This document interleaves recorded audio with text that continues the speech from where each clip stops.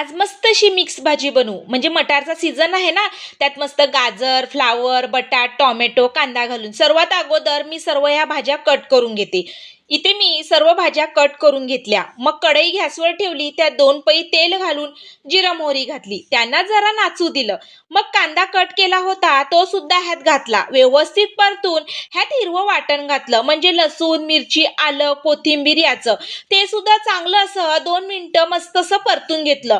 मग एक टोमॅटो घेतला होता तो सुद्धा कट करून ह्यात घातला आणि मग ह्यात चवीपुरता मीठ घातलं. म्हणजे टोमॅटो लवकर लवकर मऊ होईल. 2 मिनिटासाठी मंद गॅसवरती हे असंच झाकून ठेवलं. 2 मिनिटानंतर टोमॅटो मऊ झाल्यानंतर ह्या कट केलेल्या भाज्या या स्वच्छ धुवून घातल्या. चांगल्या मिक्स करून ह्या 10 मिनिटासाठी तरी मंद गॅसवरती अशा झाकून ठेवल्या. नंतर ह्यात जगभराचे मसाले घातले. त्याशिवाय भाजी अपूर्णच नाही का.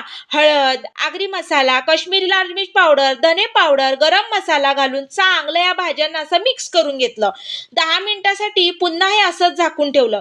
10 मिनिटानंतर तुम्ही बघू शकता कसली भारी आपली मिक्स भाजी रेडी झालेली आहे. यात जरा कोथिंबीर घातली ना तर मग अजूनच भारी. कोथिंबीर घालून मस्त अशी चमचमीत आणि झणझणीत मिक्स भाजी रेडी आहे आपली. डाळ, भात, चपाती सोबत पोटभर जेवण केलं. मग तुमच्याकडे आज कसली भाजी होती हे मला कमेंट करून नक्की कळवा.